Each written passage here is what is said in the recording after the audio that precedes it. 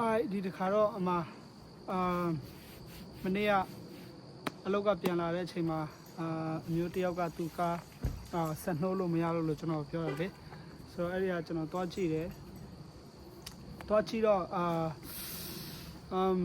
the battery ကလည်းကောင်းတယ် dashboard မှာdashboard ပေါ်မှာ light တွေအကုန်ရှိတယ် battery အားလည်းကောင်းတယ်ဒါပေမဲ့လုံးဝမ step ဘူးပေါ့နော်မ step ဘူးဆိုတော့ဖြစ်နိုင်တာတော့ starter ဖြစ်နိုင်တယ်လို့ကျွန်တော်ထင်တယ်လေနော်ဆိုတော့အဲ့ဒါနဲ့ကျွန်တော်ဒီမှာတုတ်ချောင်းကြီးတစ်ချောင်းနဲ့တုတ်ချောင်းတော့မဟုတ်ကွာဟာပေါ့နော်အဲ့ဒီဟာနဲ့ကျွန်တော်တို့ဒီမှာသူ့ကို crank ခိုင်းတယ်လေကောက် crank ခိုင်းတော့ဘာမှမဖြစ်ဘူးဒါပေမဲ့ဒီမှာကျွန်တော်ပြမယ်နော် okay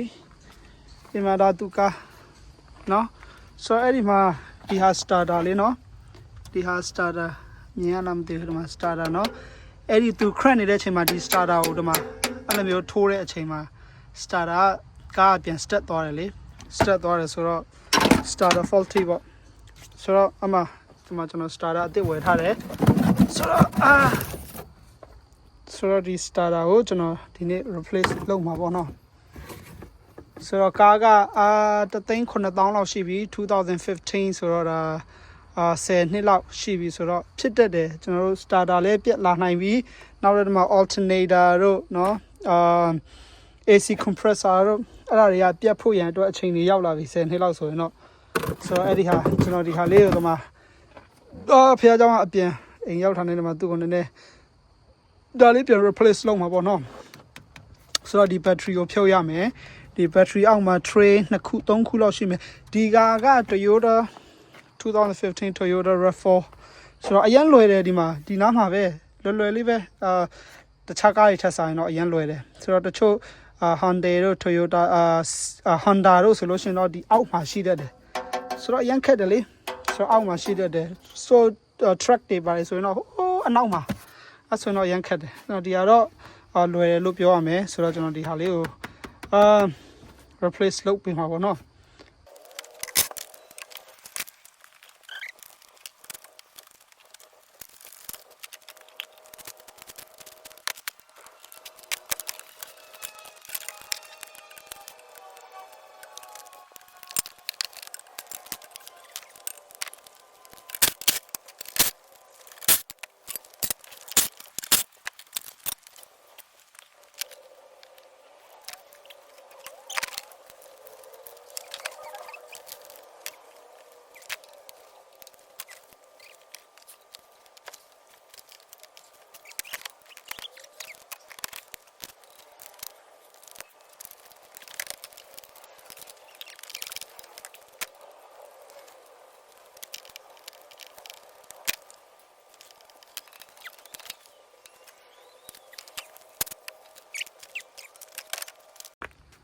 ဆိုတော့ဒီမှာ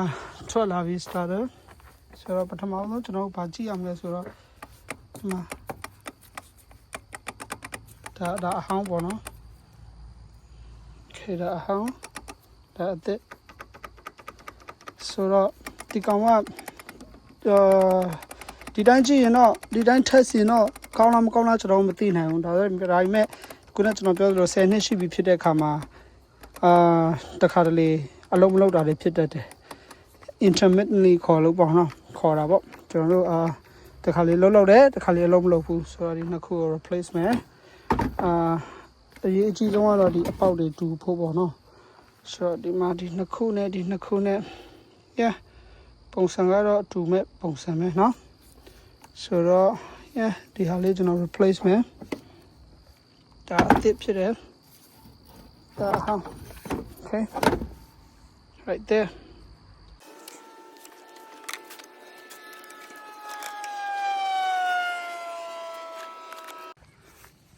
sorry man ဒီက starter အသစ်တက်ပြီးတော့ပြီအကုန်လုံးဒီကောင် starter အဟောင်းပေါ့နော် trash okay ပြီးရင်ကျွန်တော်ဒီမှာဒီ tray နှစ်ခုပြန် install မယ်ပြီးလို့ရှိရင်ဒီမှာ battery ပြန် install မယ်ဒီ battery terminal လေးတွေကိုကျွန်တော်တန်ရှင်းလုပ်ပေးမယ်နော်ဆိုတော့ ဒီမှာစားတွေရှိတာမကောင်းဘူးလေနော်ဆိုတော့ဒီအားလေးတွေကျွန်တော်ရှင်းလုပ်ပေးမယ် okay all right ဆိုတော့ဒီမှာကျွန်တော်ဘာသုံးလဲဆိုတော့ဒီဟာပေါ့နော် long life battery protector ဒါလေးနဲ့ဟို terminal လေးတွေကိုဖြန်းပြီးတော့ရှင်းလုပ်မယ်လေနော်ဒီမှာဒီမျိုးလေးဖြန်းမယ်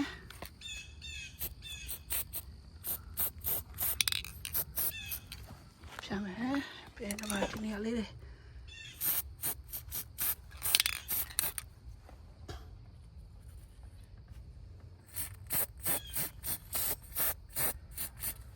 alright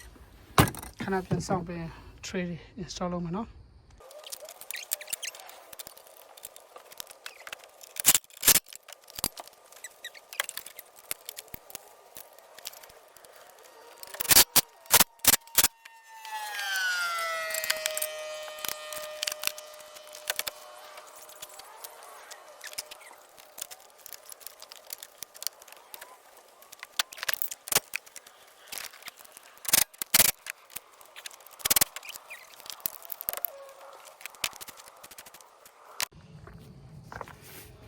ဒီမှာဘက်ထရီလေးလည်းဒီမှာကောင်းလေးတန်ရှင်းလုပ်ပေးတယ်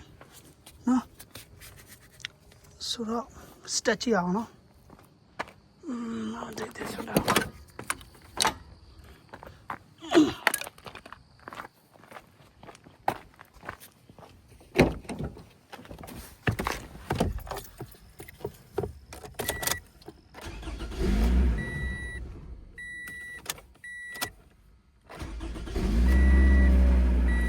okay ဒါပါပဲเนาะ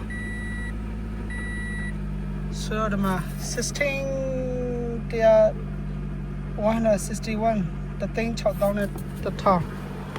เนาะ